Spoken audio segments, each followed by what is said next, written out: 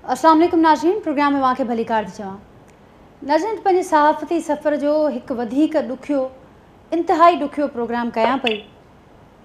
ठीक 24 कलाक अॻु जॾहिं मूं अॼोके प्रोग्राम जी प्लानिंग पे कई त पंहिंजी टीम सां डिस्कस पे कयो ऐं ख़्यालु आयो त 14 अगस्त न पर हिन ॾींहं जी मुनासिबत सां न, पर अॼु प्रोग्राम जेको करणु चाहियो पियो हूं तव्हां सभिनी खे असुविधा आहे त रोज़ को न को मुल्क अंदरि सिंध अंदरि को न को इंसानियत सोज़ वाक़ियो पेश ईंदो रहे थो जेको जीअं खे झोरे विझे थो।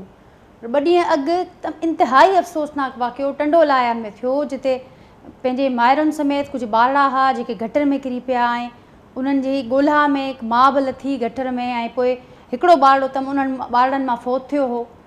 उन अफ़सोसनाक वाक़िए ते मूं अॼु प्रोग्राम पे करणु चाहियो ऐं सभ खां पहिरियों जेको आम तौर ते ख़्यालु ईंदो को बि प्रोग्राम करिणो हुजे कंहिं अहिड़े इशूअ ते जंहिंमें सिंध अंदरि को अहिड़ो मामिलो हुजे जंहिंमें को माण्हू अगवा थियो हुजे, अमन अमान जो वाक़ियो हुजे या उनखां सवाइ सिंध जे नाणे, सिंध जे पाणी, सिंध जे ॿियनि मामलनि ते, सिंध जे म्यूनिसिपल वारे मामले ते को इशू हुजे त पहिरियों जेको नालो ज़हन ते ईंदो उहो जान मोहम्मद महर जो ईंदो। ऐं काल्ह बि ईअं थियो, मूं जॾहिं टीम सां डिस्कस कयो अॼोके प्रोग्राम जे लाइ त मुंहिंजे ज़हन में इहो ई नालो त जान मोहम्मद महर सां मां डिस्कस कयां थी, उनखे वठिबो ऐं पोइ कुझु जेके ॿिया लाॻापियल माण्हू आहिनि हाणोका अॻोणा जेके कामोरा आहिनि उन्हनि खे वठिबो ऐं सुभाणे हीउ प्रोग्राम कबो।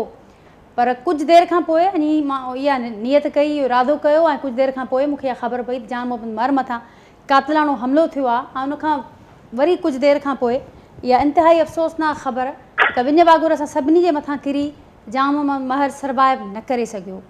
इंतिहाई ॾुख वारी हीअ ख़बर ज़ाहिर आहे समूरी KTN सथ लाइ, जान मोहम्मद जे ख़ानदान लाइ, पर हीउ जेको समूरो उनजो सहाफ़ती ख़ानदान आहे उन सभिनी लाइ इंतिहाई ॾुख वारी ख़बर आहे। एतिरी ॾुख वारी ख़बर आहे जो असांजा लफ़्ज़ साथ नथा ॾियनि। असीं काल्ह खां यकीन न करे सघिया आहियूं त हिन ख़बर ते त हीअ ख़बर सच थी सघे थी त जान मोहम्मद उहो माण्हू हो जंहिं बि जान मोहम्मद सां कॾहिं का मुलाक़ात कई हूंदी, जेका ॻाल्हि ॿोल थी हूंदी त उहो जान मोहम्मद विसरण वारो किरदारु कोन हो। ऐं असीं जिन न कलाक न ॾींहं न महीना बल्कि सालनि जा साल गॾु कमु कयो आहे त उहो बिल्कुलु हिकु घर भातीअ जी हैसियत रखंदड़ो असां सभिनी जे लाइ ऐं हीअ ख़बर बिल्कुलु असांजे लाइ यकीन करण लाइक़ु न हुई। तमामु ॾुखो ईंदड़ हीअ ख़बर आहे। समूरी सिंध सोगवार आहे, समूरी सिंध अॼु एहतजाज बि कयो आहे, अॼु कावड़ बि आहे, ताव बि पखिड़ियल आहे ऐं हू पुलिस जी नाअहलीअ ते नाकामीअ ते एहतजाज कनि पिया, कावड़ बि कनि पिया, हुकूमत ते कावड़ियल आहिनि, रियासत ते कावड़ियल आहिनि।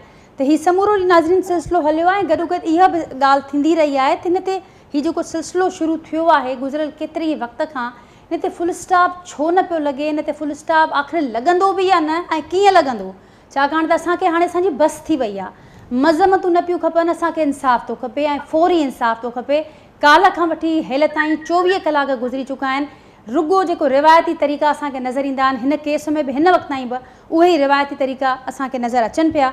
इंतिहाई अफ़सोस सां नाज़रीन जान मोहम्मद जी बहादुरीअ खे, जान मोहम्मद जे सहाफ़ती किरदार खे सलाम पेश कंदे जी प्रोग्राम जो आगाज़ कयूं था। जेको पैनल मौजूदु आहे सभु उहे माण्हू आहिनि, असीं कोशिशि कंदासीं उन्हनि खे बि वठूं जिन जान मोहम्मद खे तमामु वेझे खां ॾिठो आहे, उनजे सहाफ़ती किरदार खे तमामु वेझे खां ॾिठो आहे। ऐं अॼोके हिन वाक़े खां पोइ ज़ाहिर आहे असीं सभु ॾुखो वेला आहियूं, पर असां सभिनी खे आवाज़ बि बुलंद करिणो आहे। असीं सभु उनजा साथी आहियूं ऐं असां सभिनी खे हिन मामले ते चुप न आहे रहणो, पंहिंजो पंहिंजो आवाज़ु खणणो आहे। तारुफ़ करायां थी अवां जो पैनल सां ऐं इन खां पोइ गुफ़्तगू जो आगाज़ कयूं था। मूंसां गॾु मौजूदु आहिनि न्याज़ पंवर साहब, एडिटर काविश आहिनि, असांजा उस्ताद आहिनि। न्याज़ पंवर साहब मौजूदु आहिनि मूंसां गॾु फ़ोन लाइन ते, सखर में ई मौजूदु आहिनि ऐं उनखां सवाइ मूंसां गॾु एजाज़ महर साहब आहिनि, सीनियर सहाफ़ी आहिनि, तजिया निगार आहिनि, मूंसां गॾु अॼोके प्रोग्राम में शरीक आहिनि, जान मोहम्मद महर खे वेझे खां सुञाणनि। ऐं मूंसां गॾु मुस्तफ़ा जरवार साहब आहिनि, डायरेक्टर न्यूज़ आहिनि KTN जा ऐं उहे पिणु जेतोणीकि हिन वक़्तु मुल्क अंदरि मौजूदु न आहिनि, पर ज़ाहिर आहे हीअ जेका ख़बर आई आहे न सभिनी असांखे ॻंढे छॾियो आहे। ॾुख जी इंतिहाई ॾुख जी ख़बर अवां सभिनी खे इन प्रोग्राम जे हवाले सां वक़्तु कढियो। न्याज़ साहब अवां खां आगाज़ कयां थी, मुस्तफ़ा साहब एजाज़ साहब जी इजाज़त खां। शहीद अमीर बख़्श हुजे, शहीद मुनीर सांगी हुजे, शहीद शाहिद सूमरो हुजे, शहीद अज़ीज़ मेमूण हुजे या हुजे शहीद जान मोहम्मद महर, न्याज़ साहब ही को फुल स्टॉप लॻंदो हिन फ़हरिस्त ते, कीअं लॻंदो? हाँ, यकीनन इंतिहाई दुख जी ॻाल्हि आहे। तव्हां जंहिं दर्द सां हिन पंहिंजी गुफ़्तगू जी शुरूआत कई आहे त मां सम्झां थो त उन खां पोइ पंहिंजे ज़ब्त कनि पंहिंजे पाण खे, पंहिंजे जज़्बनि खे, ॻाल्हियुनि खे ज़ब्त करणु उन लाइ ॾाढो मुश्किल थी पियो आहे। पर ग्राउंड रियलिटीज़ आहे या हक़ीक़त आहे त जंहिं ॻाल्हि ते पाण डिस्कस कयूं पिया इहा ॻाल्हि थी चुकी आहे ऐं इहा ॻाल्हि अॼु जी कोन्हे। या मीडिया सां ओवरऑल सालनि खां जारी आहे। सिंधी मीडिया सां बि इन जो जेको तसलसुल में उन्हनि खे बि शामिलु कयो आहे। तव्हांजी वॾी ॾिघी लिस्ट ज़ाहिर कई जंहिंमें पंहिंजा उहे माण्हू आहिनि जेके काविश ऐं केतिरनि सां गॾियल रहिया आहिनि। इहे उहे सभु माण्हू आहिनि जंहिंजी धरतीअ सां हिकिड़ो लाॻापो हो आहे या हो ऐं जेके पंहिंजे माण्हू सां गॾु बीठल हुआ ऐं उहे सभु माण्हू सच सां गॾु बीठल हुआ, उहो हक़ सां गॾु बीठल हुआ। उन्हनि में हिकिड़ी हिमत हुई ऐं उन्हनि में हिकिड़ो दर्द हो। उन हिमत ऐं दर्द खे गॾे पंहिंजी क़ौम जो आवाज़ु बणिजण जी कोशिशि कई ऐं क़ौम जो आवाज़ु बणिया ऐं उन्हनि सच जी ॻाल्हि कई। ऐं तारीख़ ते जॾहिं नज़र कंदासीं त पाण खे नज़र ईंदो त जिन बि सच जी ॻाल्हि कई, हक़ जी ॻाल्हि कई त उनखे सच ऐं हक़ जी क़ीमत अदा करणी पई। माज़ीअ खां वठी करे अॼु जी तारीख़ ताईं, कालो की तारीख़ ताईं जेसिताईं जान मोहम्मद महर जो ज़िक्र अचे थो, अहिड़नि माण्हुनि जी हिकिड़ी वॾी फ़हिरिस्त आहे। इन सॼी सूरत हाल जे बावजूदि त एतिरा माण्हू शहीद थियनि था, एतिरा माण्हू पंहिंजो तकलीफ़ुनि में अचनि था, पर सच जो आवाज़ु कॾहिं बि दबियो न आहे। जान मोहम्मद जो तव्हां ज़िक्र कयो, जान मोहम्मद असांजी टीम जो हिकिड़ो पुराणो ऐं सीनियर ऐं कमिटेड कारकुन हो, पर उन सां गॾो गॾु हू जिन शहीदनि जो तव्हां ज़िक्र कयो उनजो ज़ाती दोस्त बि हुयो। ऐं हिन जान मोहम्मद महर पंहिंजे हिन पूरे सफ़र में पंहिंजे इन्हनि दोस्तनि जे लाशनि खे कुल्हा बि ॾिना। उनजे तदफ़ीन में बि शामिलु रहियो ऐं उनखे ज़मीन में जॾहिं तदफ़ीन कई पई वञे त उन मौक़े ते बि उहो मौजूदु हो। उनखे ख़बर हुई त आउं बि इन साॻिए सफ़र जो मुसाफ़िर आहियां। उनखे इहा बि ख़बर हुई त ही जेके जिन खे अॼु दफ़न कया ज़मीन में धरतीअ जी माउ जे हवाले कया पियो, उन्हनि जो ॾोह कहिड़ो हो ऐं उन्हनि खे कहिड़े कम जी सज़ा मिली। पर उनजे बावजूदि हुन पंहिंजे नज़रिए सां ऐं पंहिंजे कम सां ऐं पंहिंजी कमिटमेंट सां हटण जे बदिरां उहा ॻाल्हि उहो साॻियो अमल जारी रखियो ऐं नतीजे में कल्ह केतीअ ते शहादत हुनखे हासिलु थी। त तव्हांजो सुवाल आहे त इहा ॻाल्हि ख़तमु कीअं थींदी, इन ॻाल्हि खे बंदि उहो कीअं थींदो, सिलसिलो ख़तमु कीअं थींदो? त ॻाल्हि इहा आहे त जेसीं ताईं इहो ज़ुल्म ऐं ॾाढ बरक़रार हूंदो तेसीं ताईं असांजा इहे कारकुन इन जहिड़ा ॿिया माण्हू पंहिंजे हक़ जो आवाज़ु बुलंद कंदा रहंदा ऐं पोइ उन जी सज़ा भुगींदा रहंदा। असांखे दुआ इहा करणु खपे त इहा सची सूरत ठीकु थिए। हाणे रुॻो दुआ सां जेकॾहिं कमु थिए त पाण सभई हिकिड़े जी दुआ ख़ैरु कयूं ऐं हथ मथे करे चऊं त या अल्लाह हाणे असांजी ज़िंदगीनि में के बि तकलीफ़ूं के बि अज़ाब न अचनि, पर मुंहिंजो ख़्यालु आहे त रुॻो दुआ सां मसइले जो हल कोन थींदो। उन लाइ हिकिड़ी दवा बि करणी पवंदी। असांजी दवा इहा आहे त असां दाऊ कयूं था, कूकूं कयूं था, रड़ियूं कयूं था, पर रुॻो इन्हनि दाउनि कूकनि रड़ियुनि सां मसइलो हल कोन थींदो। असांखे उन्हनि सबबनि ॾांहुं बि वञिणो पवंदो जिन सबबनि जे करे इहा सॼी सूरत हाल पैदा थी, जंहिंजे लाइ असांखे आवाज़ु उथारणो पवे थो। हाणे सभई माण्हू गॾजंदा। अॼु मां सकर ऐं चक में त उते मूं माण्हुनि खे दोस्तनि सां इहा गुफ़्तगू कई त हिन सॼे जान मोहम्मद महर जा 3 वारिस आहिनि, 3 धुरियूं वारिस आहिनि। हिकिड़ी धुर उहा जेका हुनजा वालदेन आहिनि, हुनजा भाउर आहिनि, हुनजा सोट आहिनि, हुनजा मासात आहिनि या रत जे रिश्ते जा माण्हू आहिनि, उहे हुनजा वारिस आहिनि। हिकिड़ा वारिस उहे आहिनि जेके असीं मीडिया जा माण्हू आहियूं, पंहिंजो सहाफ़ी आहियूं, उहा कम्यूनिटी जेको आवाज़ु उथारे थी। ऐं ॿी धुर उहा आहे जंहिंजे लाइ आवाज़ु असीं उथारियूं पिया, अवाम आहे, जेका पब्लिक आहे, जेके शहरी आहिनि, जेके वापारी आहिनि, जेके सियासी तंज़ीमुनि जा माण्हू आहिनि, जेके समाजी तंज़ीमुनि जा माण्हू आहिनि, जेके तकलीफ़ुनि में आहिनि, मुश्किलातुनि में, ही 3 अंसर आहिनि इन सॼे वाक़िअनि में जेके इन्वॉल्व हुजनि था। असांजा माण्हू शहीद थियनि पिया, असां पहिरियों मरहले में असांजा वारिस उन्हनि जा लाश खणनि पिया। असांजी ॿी कम्यूनिटी पंहिंजो सहाफ़ी आहिनि, उन ते आवाज़ु उथनि था, एहतजाज कनि था। ॻाल्हि इहा आहे त जिन लाइ घोर कजे थो, जिन लाइ एहतजाज उथारिजे थो, जेके तकलीफ़ुनि में आहिनि, जिन लाइ असीं असांजा दोस्त पंहिंजूं ज़िंदगियूं ॾियनि था, उहे पंहिंजो किरदारु कॾहिं अदा कंदा ऐं कीअं कंदा ऐं उन्हनि खे उन ॻाल्हि जी संजीदगीअ जो अहसासु आहे या न आहे। त सॼो मुंहिंजो ख़्यालु आहे त सॼे समाज में हिकु अहम इशू आहे त जान मोहम्मद जी क़ुर्बानीअ खे यादि करे ऐं उन लाइ दुआ ख़ैर ऐं फातिह पढ़ी सुम्ही रहिजे, या कोशिश कजे त आईंदा अहिड़े क़िस्म जा वाक़िया न थियनि। अकेलो जान मोहम्मद महर विढ़ियो, उन सां गॾु उनजी कम्यूनिटी गॾु बि थी ॾिसो वियो आहे त जिन लाइ माण्हू विढ़े थो ऐं पंहिंजी जान ॾिए थो उहे बि हिन में शामिलु थियनि था या नथा थियनि। तो ॻाल्हि इहा आहे त जॾहिं हुकूमत जा मामला थियनि था, जॾहिं समाज में अहिड़ा ॾाढ थियनि था त असीं एहतजाज करे पंहिंजो कमु पूरो छो था करे ऐं हलिया वञूं, छो नथा असां हिनजी कंटिन्यूटी खे करियूं। माण्हुनि खे अगरि इहे पंहिंजे अगवा थियण जो पंहिंजो अहसासु नथो थिए, माण्हुनि खे पंहिंजे ॿारनि खे बुख में मरण जो अहसासु नथो थिए, माण्हुनि खे जॾहिं दवाऊं ऐं अस्पतालनि जे ख़ाली हुजण जी ख़बर नथी पवे, उनजे स्कूलनि में किताबनि जी न हुजण जी ॻाल्हि अचे, उस्ताद जी न हुजण जो अहसासु नथो थिए, त पोइ लॻे थो त असांजो समाज मुर्दा थी वियो आहे। तो आउं सम्झां थो त हिन मुर्दा समाज जेको अगरि ॻाल्हि कजे, ऐं नथो चाहे ख़ुदा करे ईअं हुजे, पर ग्राउंड में जेके हालतूं आहिनि उनजो ज़िक्र कयूं था त असांखे इन समाज खे बदिलाइण जी ज़रूरत आहे। इन समाज खे पाण उथी हिमत सां, पंहिंजे जज़्बे सां, पंहिंजे पाण सां जेके ज़ंजीरूं आहिनि ग़ुलामीअ जूं उहे पाण ख़तमु करणियूं पवंदियूं। जेसीं ताईं न करणियूं पवंदियूं त असां पंहिंजो कम जो जेको सिलसिलो आहे या जेको क़ुर्बानीनि जो सिलसिलो आहे, अमीर बख्श बिरोईअ जे शहादत खां वठी जान मोहम्मद महर जी शहादत ताईं असां कंटिन्यू कयो आहे। ऐं हिकिड़ो भेरो ॿीहर फ़क़ति हुजा त असांजी इहा साॻी बिरादरी या साॻी कम्यूनिटी पंहिंजे आवाज़ में ख़ामोश न थींदी। अॼु उते मूंखे नज़र आयो त दोस्त दुख में बसि ज़रूरु वरितलु आहे, पर उन्हनि में हिकिड़े उहो जज़्बो हो, विढ़ण जो जज़्बो हो, उन में चैलेंज क़बूल करण जो जज़्बो हो। इन ॻाल्हि जो ॿुधो त असीं पंहिंजे मक़सद खां ऐं पंहिंजी ॻाल्हि खां पोइ ते न हटंदासीं। त मुंहिंजो त ख़्यालु आहे त जेसीं ताईं समाज पंहिंजे पाण खे वकिड़ियल जकड़ियल महसूसु न कंदो त पोइ इन जे मथां जेके ज़ंजीरूं आहिनि उहे वधंदियूं वेंदियूं।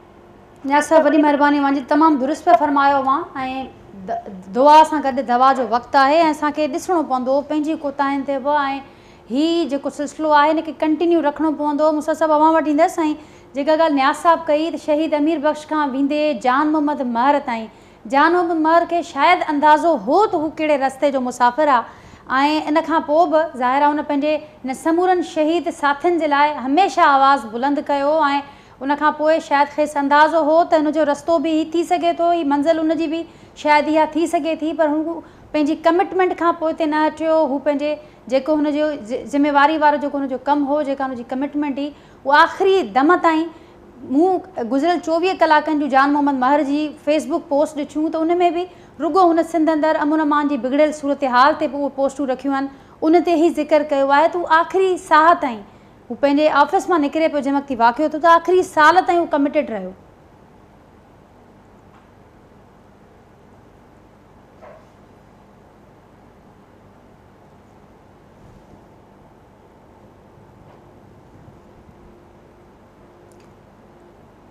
मुसा साहब, अवां जो आवाज़ असांखे न पियो पहुचे, शायदि अवां जो माइक अनम्यूट नाहे थियल, काइंडली पंहिंजे माइक खे अनम्यूट कजो। जी जी।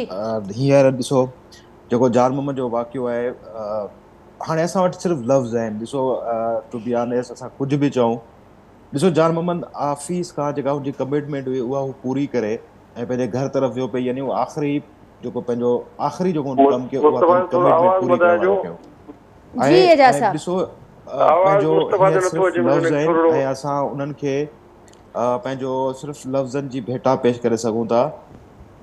ॾुख जी घड़ी आहे। मिसाल जान मोहम्मद को बि सहाफ़ी आम न हूंदो आहे, हर सहाफ़ी जो पंहिंजो कमु आहे, पर जान मोहम्मद पंहिंजे पाण खे मञरायो सहाफ़त में। तो जान मोहम्मद जो जेको कमु ऐं जान मोहम्मद जेके जहिड़े तरीक़े सां पंहिंजी उन कमिटमेंट खे ॾिनो, मुंहिंजो नाहे ख़्यालु तमामु चंद अहिड़ा सहाफ़ी हूंदा जिन उहो सॼो कमु कयो। छा चइजे जान मोहम्मद जो, ॾिसो 20 साल असां गॾु कमु कयो आहे। आख़िरी वाक़े खां 2 खां 3 ॾींहं पहिरियां मुंहिंजी हिते उन सां ॻाल्हि थी, मतिलबु ईअं ई दुनिया जूं ॻाल्हियूं थियूं, हाल अहिवाल थियो, पर इहो ख़बर न थी आहे उन सां आख़िरी ॻाल्हि ॿोल्हि थिए पई। जीअं नियाज़ साहिबु चयो, खोड़ सारियूं ॻाल्हियूं आहिनि असांजे शहीद अज़ीज़ मेमण खां वेंदे, शहीद अमीर बख़्श बिरोई खां वेंदे खोड़ सारा दोस्त आहिनि जिन खे रोज़ किथां धमकियूं मिलनि थियूं, रोज़ किथां का शइ थिए थी, पर हू पंहिंजी कमिटमेंट ते बीठा आहिनि। ऐं जान मोहम्मद सां जेको वाक़ियो थियो आहे, ऐं खोड़ सारो ॻाल्हाइण जे लाइ, पर लाज़मी आहे मुंहिंजा लफ़्ज़ जेके आहिनि साथ न पिया ॾियनि। ॾिसो छा हुनजो छा हो मामिलो, हुन सिर्फ़ु ऐं सिर्फ़ु जेको हिकिड़ी ख़बरूं थींदियूं आहिनि उहे पंहिंजियूं हलायूं, मामलाउनि सिधा कया। ऐं मूंखे त अफ़सोस पुलिस ते थिए थो। ॾिसो कल्ह बयानु आयो त भई ज़ाती जहिड़ो थी वियो, मतिलबु ज़ाती जहिड़े ते अगरि को मरे थो त पुलिस जो कमु न आहे। अगरि अगरि अवल त असां हुनखे क़बूल ई नथा कयूं, पर अगरि इहा आहे त बि तव्हां हुनखे मतिलबु विदिन मिनट्स तव्हां हिकिड़ी स्टेटमेंट था ॾियो टीवी ते वेही, मतिलबु तव्हां हुनजी फैमिली सां, हुनजा जेके दोस्त आहिनि, जेके हुनजा माण्हू आहिनि, ॾाढो अफ़सोस आहे मूंखे, ऐं ॻाल्हाए नथो सघां। मां सम्झी सघां थी, ज़ाहिर आहे इहा कैफ़ियत असां सभिनी जी हिन वक़्तु, हीअ कैफ़ियत असां सभिनी जी आहे।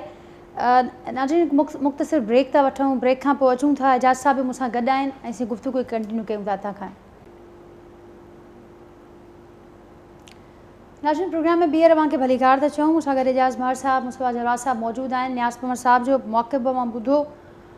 एजाज़ महर साहब अवां वटि ईंदसि, अवां ॿुधो न्याज़ साहब खे, मुस्तफ़ा साहब खे, ऐं ज़ाहिर आहे अॼु हर माण्हू ॾुख मां आहे, ॾुख वारी कैफ़ियत में आहे। मूंसां गॾो गॾु इहो सोचे थो, पंहिंजे पाण खां सवाल बि करे थो त असीं जेको हीउ रस्तो चूंडियो आहे, ऐं ख़ासि करे जान मोहम्मद जहिड़ा जेके बहादुर वर्किंग जर्नलिस्ट आहिनि, कुझु ॾींहं अॻु बि हिकु वाक़ियो थियो, तमामु घणो अफ़सोसनाक उहो वाक़ियो, जेको सहाफ़ी ग़ुलाम असगर खंड खे 9 गोलियूं हणी क़तलु कयो वियो आहे। उनखां पोइ बि पुलिस बिना के इन्वेस्टिगेशन जे, बिना के FIR जे इहो मौक़िफ़ ॾिनो त हीउ ज़ाती मामिलो थी सघे थो, ज़ाती मामिलो आहे। ऐं गुज़िरियल ॾींहुं बि अमीं ॿुधो हूंदो ज़रूरु त इहो ई थियो, जंहिंखां पोइ पुलिस बाद में मौक़िफ़ पंहिंजा ॾिना त असीं उहो जेको असांजो मौक़िफ़ हो, उन पंहिंजे शुरूआती मौक़िफ़ खे पुलिस पाण बाहि न पे कयो, पर हू जेको इनिशियल पुलिस जो मौक़िफ़ आयो त ज़ाती तकरार कीअं ॾिसो पिया, रिवायती अंदाज़ नज़र अचे पियो। हेॾा वॾा हान्या, उहो बि सखर जहिड़े शहर में, जेको सिंध जो 3 नंबर वॾो शहरु आहे, ऐं उते सरेआम हीउ मामिलो थिए थो, तमामु हैपनिंग हिकिड़े एरिया में, विच शहर में हीउ मामिलो थिए थो। ऐं जान मोहम्मद जहिड़ो माण्हू जेको ख़ुदि सॼो ॾींहुं इन मामलनि ते आवाज़ु उथारींदो रहंदो, हिन ज़ुल्म खे कीअं पिया ॾिसो तव्हां? तमामु अफ़सोसनाक वाक़ियो आहे ऐं उनजो रीज़न कहिड़ो बि हुजे, पर मुंहिंजो ख़्यालु आहे त हिकिड़ो क्राइम कमिट थियो आहे ऐं पुलिस जे तरफ़ां उनखे इहो चवणु, छा उनजी जस्टिफिकेशन आहे त भई तव्हां हिकिड़ो माण्हू मरी वियो आहे ऐं तव्हां चओ त उहो जेको आहे त ज़ाती मामलनि जे करे इहो थियो आहे, त माना क्राइम खे तव्हां जस्टिफाई था कयो। इहा जेका एप्रोच आहे अफ़सोसनाक आहे ऐं इहा हिन मुल्क जी बदकिस्मती आहे त खोड़ सारा वाक़िया थिया आहिनि, पाकिस्तान जे सभिनी इलाइक़नि में वाक़िया थिया आहिनि ऐं पाकिस्तान खे रिपोर्टर्स विदाउट बॉर्डर्स जेको आहे हिकिड़ो ख़तरनाक तरीन साफ़िन जे लाइ मुल्क करार ॾिनो। त अहिड़े माहौल में इन जो हिकिड़ो तसलसल आहे। तव्हां जेकॾहिं ॾिसंदव त पूरा असां वटि जेके आहिनि हिकिड़ियूं माफ़ियाऊं वेठियूं आहिनि ऐं जंहिं तरीक़े सां उहे कमु कनि था, जेको सॼी दुनिया में इहो आहे त कंहिं पुलिस वारे खे जॾहिं तव्हां ॾिसंदा आहियो त तव्हांखे हिमत वधंदी आहे त मूंखे का हेल्प मिलंदी। ऐं असां पाकिस्तान में ऐं थर्ड वर्ल्ड कंट्रीज़ में मोस्टली पुलिस वारे खे ॾिसूं था त पासो मटायूं था त हे का फटीक न हणे या को वरी हाणे न कंहिं हुन में। त अहिड़ो जेको रवैयो रहियो आहे मुख़्तलिफ़ इदारनि जो, ओवरऑल पाकिस्तान जे समूरनि इदारनि जो, अदलिया हुजे, पुलिस हुजे, सभिनी जो अहिड़ो ई रवैयो रहियो आहे। ऐं उनखे अल्टीमेटली आख़िर तव्हां जेके किसा नाला खणी ॿुधाया, शायदि सुमरो हुजे या अमीर बख्श बिरोही हो या हादी सांगी या अज़ीज़ मेमण, खोड़ सारा अहिड़ा माण्हू, त अल्टीमेटली अॻिते हली थिए छा थो त उहो मामिलो अदालतुनि में सज़ा मुजरिमनि खे मिलण जे बजाए उनजो हिकिड़ो ट्राइबल वे आउट कढियो थो वञे, मजबूर करे उनजे घर भातियुनि खे। ज़ाहिर आहे त हिकिड़ो माण्हू जॾहिं अहिड़ी फैमिली सां, जान मोहम्मद वीचारो ज़ाहिर आहे त हिकिड़े लोअर मिडिल क्लास जे उन ख़ानदान मां आयो, महिनत कई, जफ़ाकशी कई, ज़िंदगी में हिकिड़े कैरियर जे अहिड़े मोड़ ते अची पुॻो जिते हुन पंहिंजी हिकिड़ी सुञाणप पैदा कई। त जॾहिं उन माण्हू खे हिकिड़ो टारगेट कयो थो वञे ऐं उहो जॾहिं वञे थो त उनजो पूरो ख़ानदान तबाह थी थो वञे, पूरो उनजी फैमिली सभु जेको आहे उहो उनजो जेको आहे त को आसिरो नथो हुजे पियो। त अहिड़े माहौल में बदकिस्मती इहा आहे त असांजी सहाफ़ती तंज़ीमुनि ऐं ख़ुदि असां वटि जेके इदारा आहिनि उन्हनि बि को अहिड़ो हाणे थोरो घणो इहो जेको हेल्थ कार्ड जारी कयो आहे या साफ़ जे लाइ जेको आहे कुझु फंड या जेको आहे त अहिड़े क़िस्म जो सहाफ़ती तंज़ीमुनि खे सहाफ़ती इदारनि खे ऐं इन्हनि खे बि गॾिजी जेको आहे हिकिड़ो मैकेनिज़म ठाहिणो पवंदो ऐं त जीअं जेको आहे उनजे अहिड़नि वाक्यनि खे रोके सघिजे ऐं अहिड़नि वाक्यनि जे सूरत में जेको आहे त उन्हनि जी प्रॉपर जेको आहे उहो हेल्प थी सघे त इन घणे वॾे पैमाने ते असांखे इन्हनि मामलनि खे रोकण जे लाइ हिकिड़े सुधारनि जी ज़रूरत आहे जेको कंहिं फ़र्द न पर सॼी सोसाइटीअ जी ज़िमेवारी आहे ऐं सभिनी रियासत जे इदारनि जी ज़िमेवारी आहे त उहे हिकिड़ो इन सिलसिले में रिफॉर्म्स कनि वसी पैमाने ते कनि ऐं असां वटि चवनि कान त जेको वॾेर को सिस्टम भोतार को सिस्टम जेको आहे उहो न आहे पर उन्हनि ते जंग ते पाबंदी आहे पर उनजे बावजूद बि शइ थिए पई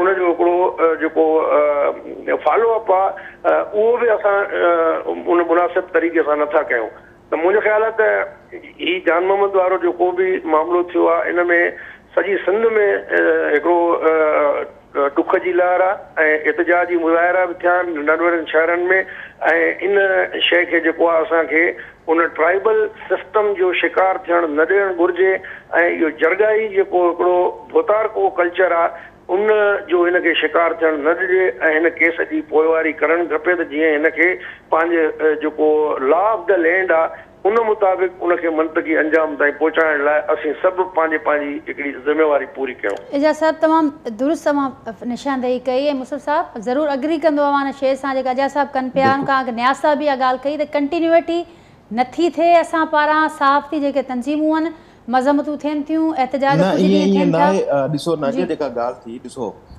शहीद अज़ीज़ मेमण जे केस में छा थियो असां सां मतिलबु तव्हांखे यादि हूंदो इहो की जीअं ई शहीद अज़ीज़ मेमण सां शहादत खां पहिरीं जेको कुझु थियो ऐं वरी शहादत खां पोइ तव्हांखे ॿियो खोड़ सारी ॻाल्हियुनि खां सवाइ सिर्फ़ु हिकिड़ो बयानु थो ॿुधायां जॾहिं वलीउल्लाह दल साहब खे इंक्वायरी ऑफिसर मुक़ररु कयो वियो ऐं उन्हनि स्टैंडिंग कमेटी जे ॿाहिरां मीडिया खे ॿुधायो त ही तिबई मौत जो वाक़ियो आहे मतिलबु अञा न पोस्टमार्टम रिपोर्ट आई कुझु बि न थियो ऐं वलीउल्लाह दल साहब जेके आहिनि उहा उन्हनि तमामु सुठो तमामु वॾो नालो आहिनि पर ॾिसो हुननि बि इहो बयानु ॾेई छॾियो त हीउ तिबी वाक़ियो आहे शहीद अज़ीज़ मेमण जो वारो वाक़ियो ईअं ई जेका ॾुख जी ॻाल्हि आहे त तव्हां बग़ैर जांच जे तव्हां चओ था त भई हीउ जेको आहे ज़ाती दुश्मनी आहे या जेको बि आहे भई जेको कुझु आहे उहो तव्हां कहिड़नि ग्राउंड्स ते चओ था असां उहो शेयर करे वठो भई तव्हां असां ज़रूरी थोरी त असां तव्हांखे डिनाए नथा कयूं असां तव्हांखे चओ जेका शइ तव्हां ॻाल्हायो पिया उन ॻाल्हाइण जे पोयां जेके मुहरकात आहिनि जेके सबब आहिनि जेके एविडेंस आहिनि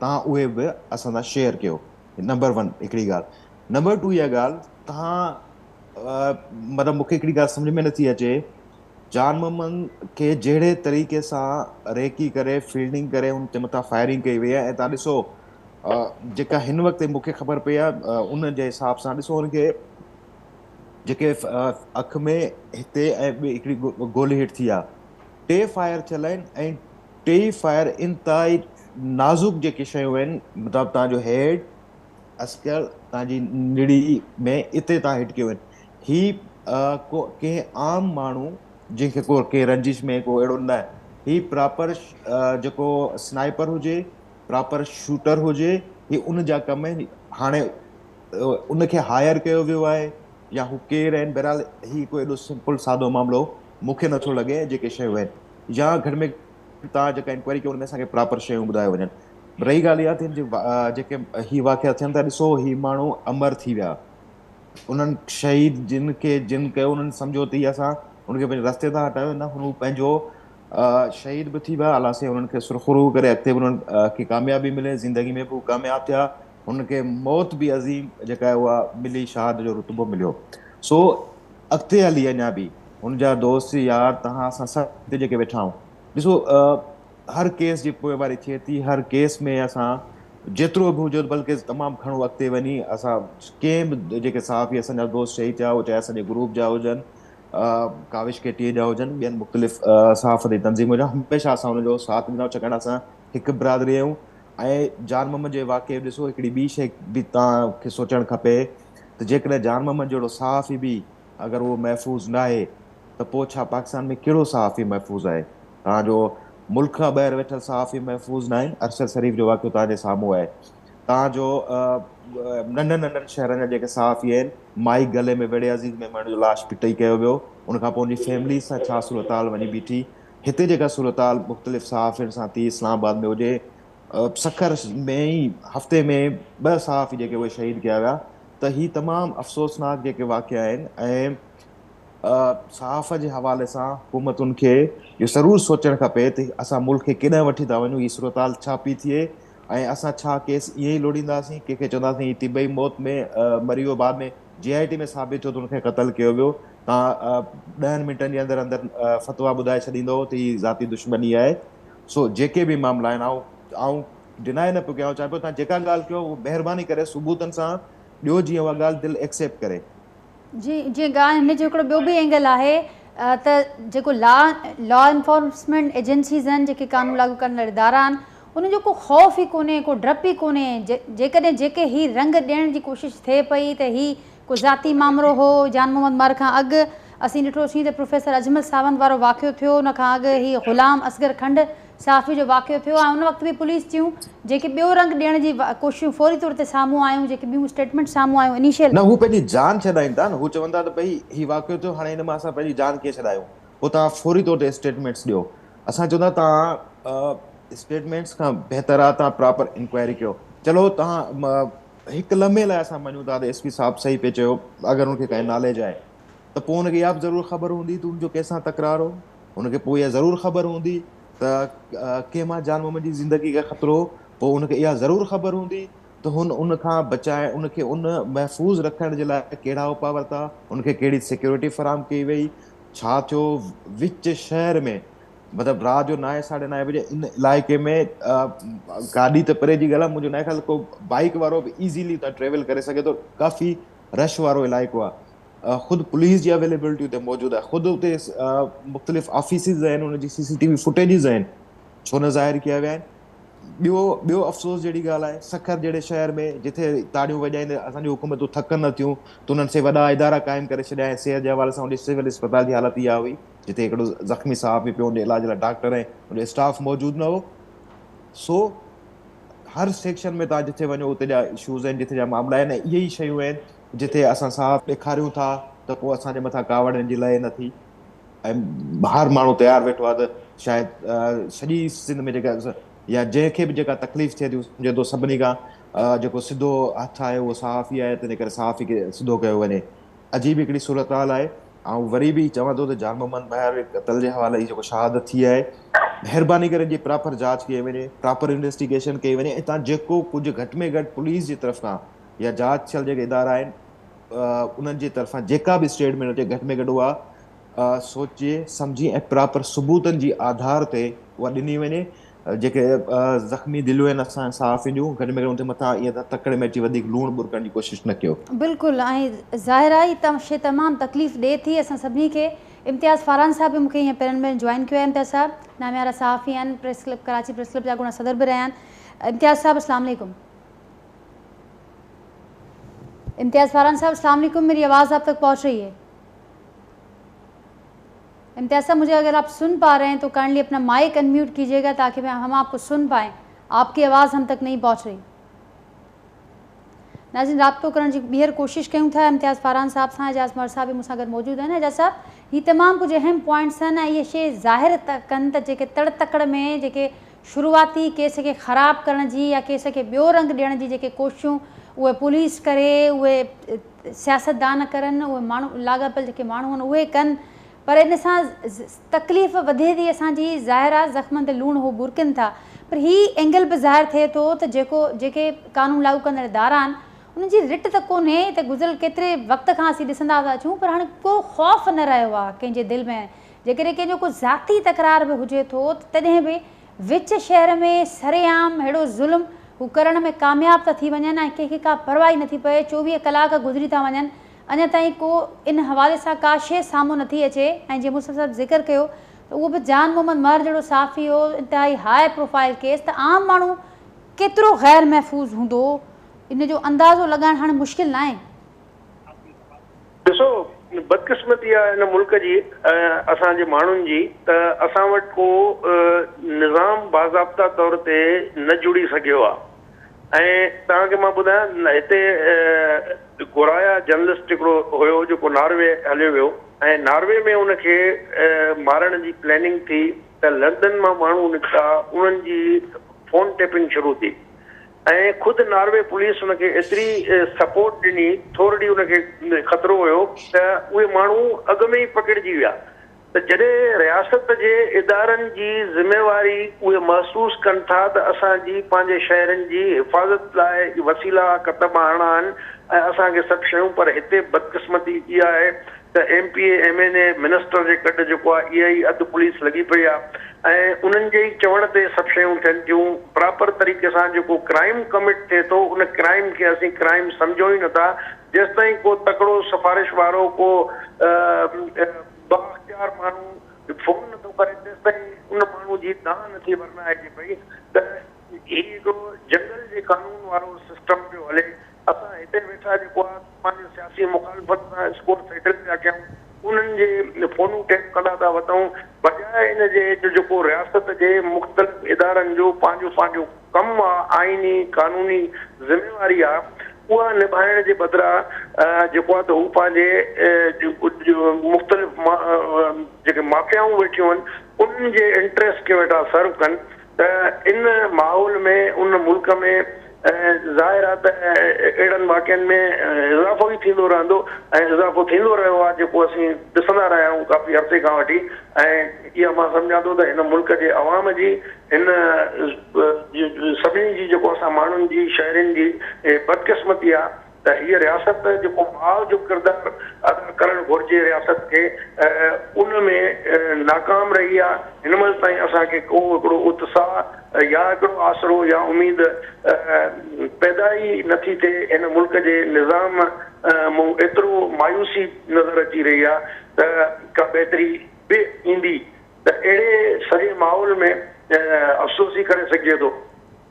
बिल्कुलु एजाज़ साहब, ऐं ज़रूरु अव्हांखे डेनियल पर्ल वारो वाक़ियो बि यादि हूंदो ऐं अमीन दुरुस्त फरमायो त जेकॾहिं रियासत चाहे, हुकूमतूं चाहिनि, पुलिस या कानून लागू कंदड़ इदारा चाहिनि त पोइ कहिड़ी देरि आहे उन्हनि जे आॾो कंहिं केस खे सॉल्व करण में। पर जेकॾहिं उन्हनि जी दिलचस्पी उहा उन में नज़र अचे, का सीरियसनेस नज़र अचे, जेका बहरहाल हेल ताईं असीं रड़ियूं करे करे, दाहूं करे करे थकिजी पिया आहियूं। 256 मुल्क अंदरि सहाफ़ी क़तल थी चुका आहिनि बेरहमाने तरीक़े सां, ऐं हिक खां पोइ हिकु जेको ही वाक़िया थींदा रहनि था। उन खां पोइ कुझु ॾींहंनि जूं हुकूमत पारां रिवायती अंदाज़ में दावाऊं ऐं ॿिया मामला नज़र अचनि था, पर का सीरियसनेस नज़र नथी अचे।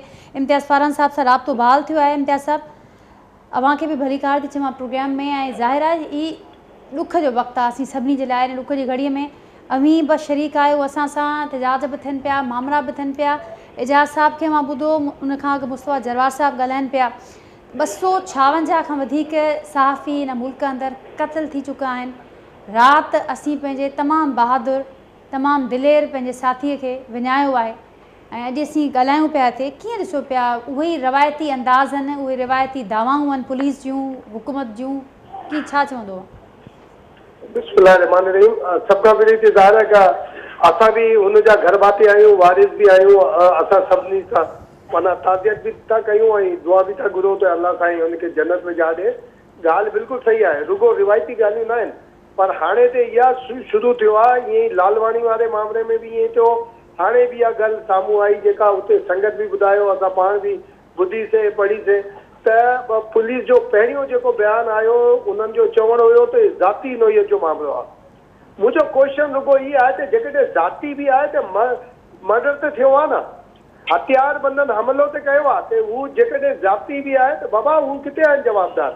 माना मामले खे सॉल्व करण बदिरां ही कंफ्यूज़ करण वारी जेका पॉलिसी आहे न बिल्कुलु ग़लति आहे। बिना कंहिं जांच जे, बिल्कुलु बिना कंहिं जांच जे, माना बिल्कुलु ईअं ई लालवानी वारे में छा थियो, हुन में बि इहा ॻाल्हि साम्हूं आई त बाक़ी जेको 256 ॻाल्हि कई त हुनमें सभ खां वधीक असांजे सिंध में आहिनि।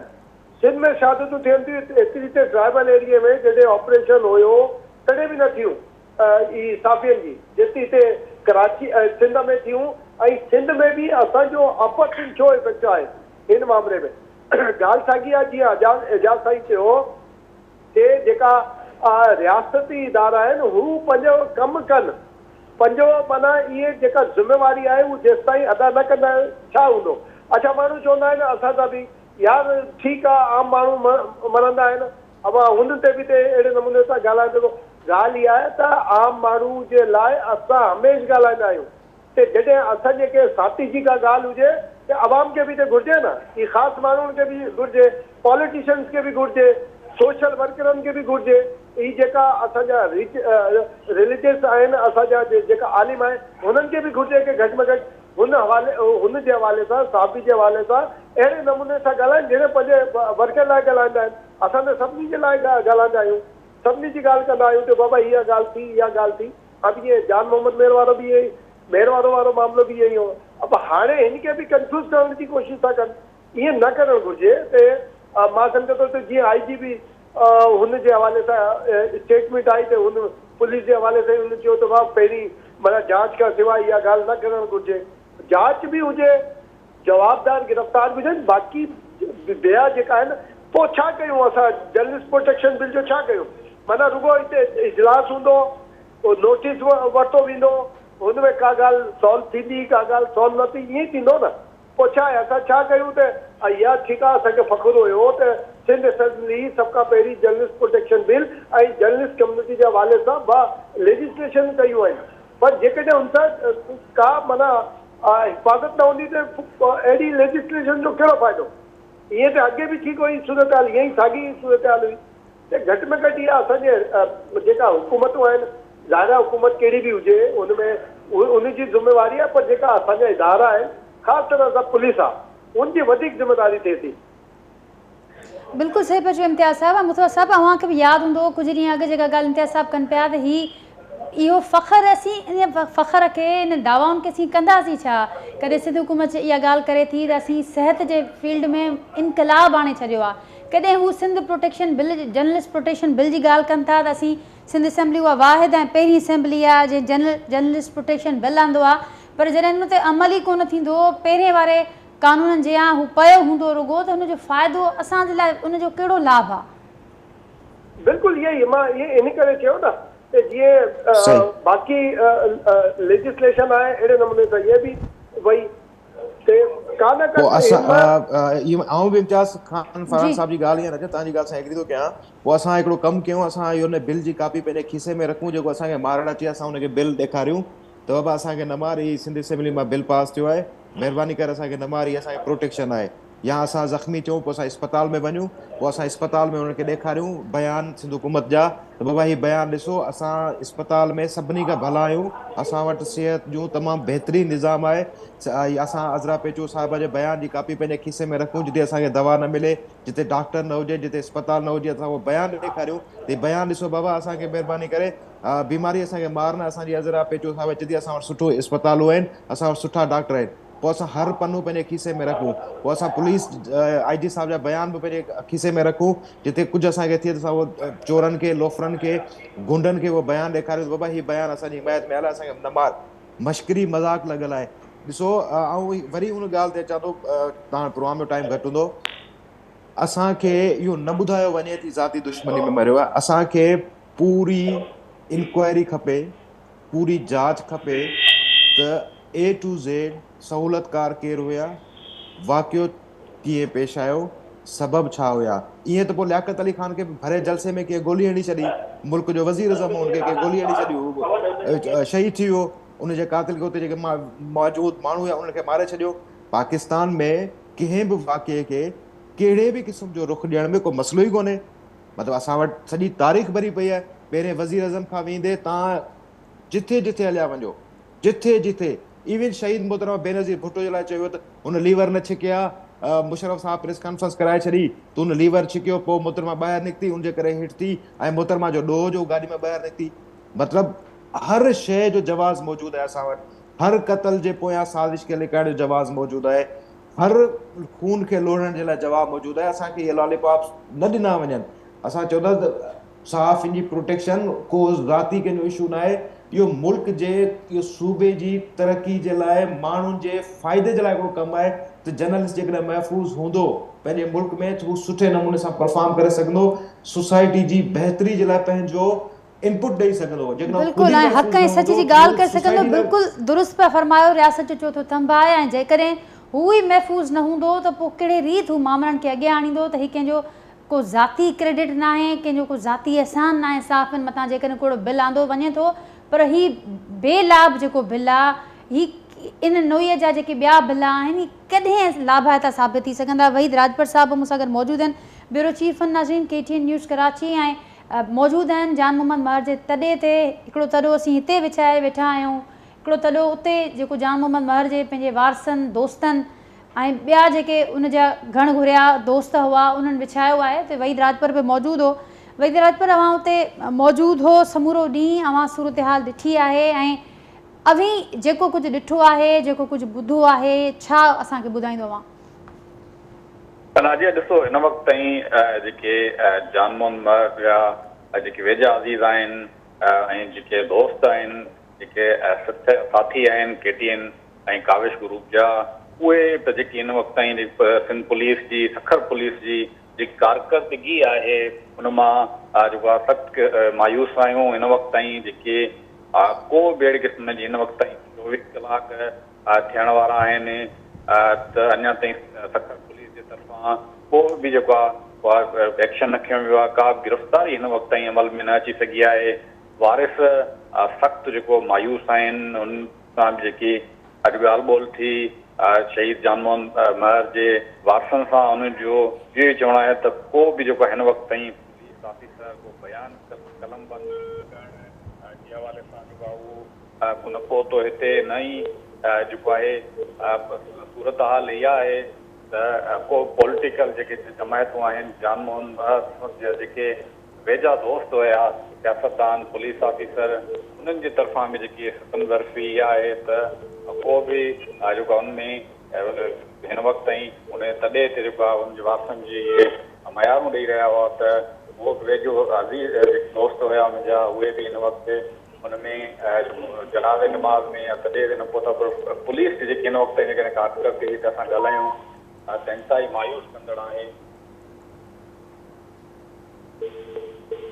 नाज़रीन, राब्तो मुनक़िद थी वियो आहे। वहीद राजपत मौजूदु आहिनि सखर चक शहर में, जिते जनाज़े नमाज़ जी अदायगी खां पोइ समूरो ॾींहुं उते ई मौजूदु हुआ। उनखां पोइ सखर जिते ही वाक़ियो थियो आहे, उतां जी सूरत हाल बि वहीद असांखे ॿुधाई त हे 24 कलाकनि जो वक़्तु मुकमल थियण वारो आहे हिन अफ़सोसनाक वाक़े खे, पर सीरियसनेस जो आलम आहे ऐं अवां अंदाज़ो सीरियसनेस जो हिन ॻाल्हि मां लॻायो त को लड़ी कोन आयो आहे हिन 24 कलाकनि में। को सियासतदान, को लाॻापियल अमलदार, को पुलिस जो माण्हू न पहुतो आहे, न वारसनि सां उन्हनि को राब्तो कयो आहे, न जेका सहाफ़ती उते जेका ही बिरादरी मौजूदु आहे जान मोहम्मद महर जी, न उन वटि को वक़्त ते पहुतो आहे। ऐं हिन वक़्त ताईं इन केस जे हवाले सां का जोगी अखबराई ॾिसण में कोन पई अचे। बाक़ी रिवायती दावाऊं ज़रूरु असांखे ॿुधण में अचनि पियूं।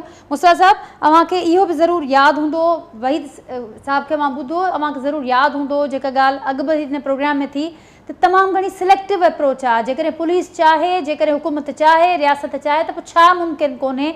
अव्हांखे यादि हूंदो कुझु ॾींहं अॻु MPA असलम अबड़ो वारो मामिलो, जंहिंमें संदन भाउ ऐं भाणेजे जे क़त्ल वारो, असीं इहो नथा चऊं त जिते को अहिड़ो वाक़ियो थिए थो त हुनजी जांच न थिए, हुनजा कातिल न गिरफ़्तार थियनि, पर इन क़िस्म जे केसनि में जिते ख़ुदि हुकूमत जी संजीदगी हुजे थी, सीरियसनेस हुजे थी पुलिस जी, त अहिड़ा वाक़िया कीअं मिंटनि में, कीअं कलाकनि में, ॾींहंनि में सोल्व था थी वञनि? छो ही जान मोहम्मद महर जहिड़ा वाक़िया नथा हल थी सघनि? ॾिसो, जान मोहम्मद जो वाक़ियो असांजा अञा इम्तिहान इलाही घणा आहिनि ऐं असां ॾिसो अज़ीज़ मेमण जे हवाले सां लफ़्ज़ चवंदा। ॾिसो, अज़ीज़ मेमण जो जेको फरियादी भाउ हो, ठीकु आहे, बाद में जेको हुननि जा थिया, पर उहो सिर्फ़ु हिकिड़ी ॻाल्हि चवंदो हमेशह त भई असांखे मास्टर माइंड खपे त अज़ीज़ मेमण खे कीअं शहीद करायो। हीअ त जेके माण्हू पोइ जवाबदार आइडेंटिफाई थिया, उन जे लाइ चवंदो हीअ कठपुतली आहिनि, हीअ त यूज़ कया विया। मास्टर माइंड केरु आहिनि, असांखे अज़ीज़ मेमण जो अञा ताईं उहो न मिली सघियो आहे। ईअं आउं चवां थो त ॾिसो, ही जेके केस आहिनि ही केस हल थियण सोसाइटी जे फ़ाइदे जे लाइ आहिनि, ही कंहिंजे ज़ाती मामलनि जे लाइ न आहिनि। ऐं वरी बार बार जेको ज़िक्र कयां पियो त ही समाज जी बहितरी जे लाइ आहिनि। त अगरि अहिड़ो वाक़ियो थिए त उहो जेको हक़ीक़ी जेके शयूं आहिनि उहे साम्हूं अचनि, उहो केस हल थिए, जीअं सोसाइटी जी हिकिड़ी बहितरी थिए ऐं जनरल सहाफ़ियुनि जे हवाले सां हिकिड़ो महफ़ूज़ माहौल जेको आहे उहो असां सूबे जे अंदरि या मुल्क जे अंदरि ॾेई सघूं, उहो न पियो थिए।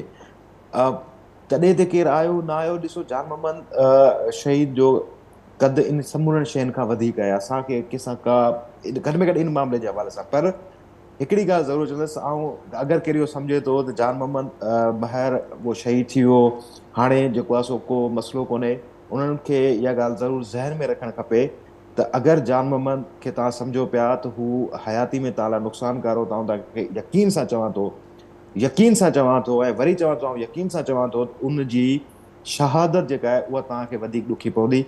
ऐं जेके मामला आहिनि उहे उन खां वधीक ॾुखिया तव्हांजे लाइ ज़रूरु थींदा।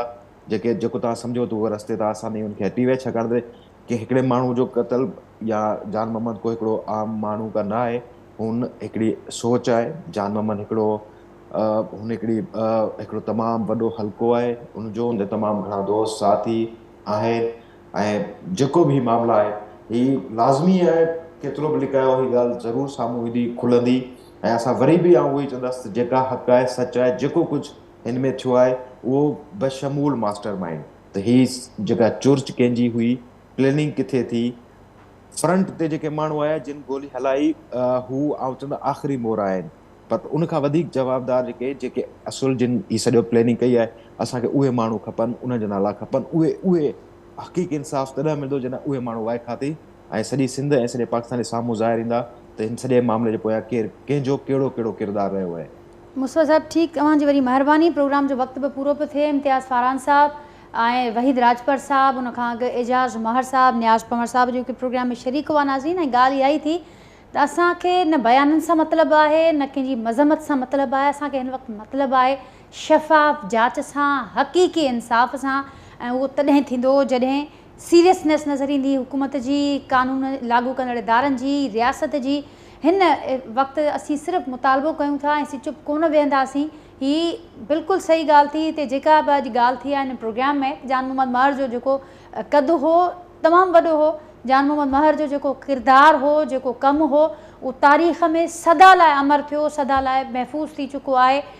हुनजी जेकॾहिं हुनजी ज़िंदगी मां कंहिंखे ख़तरो हो, पर जेका हुनजी शहादत आहे ही वॾी महांगी पवंदी ऐं असीं बि चुप कोन वेहंदासीं। जान मोहम्मद जे खून खे असीं लोढ़ण न ॾींदासीं। नाज़रीन, अॼु के प्रोग्राम में एतिरो ई, पर हीउ जेको सिलसिलो आहे हिनखे ज़रूरु असीं जारी रखंदासीं ऐं असीं बि इंतज़ार में आहियूं अवां सभिनी जीअं, या उमेद कयूं था त हक़ीक़ी इंसाफ़ थिए हिन केस में ऐं जल्द खां जल्द असांखे उहे क़ातिल, उन्हनि जा मास्टर माइंड्स नज़र अचनि। वरी जल्द अवां सां मुलाक़ात कंदासीं नए प्रोग्राम में। तेसिताईं ॾींदा इजाज़त। अल्लाह हाफ़िज़।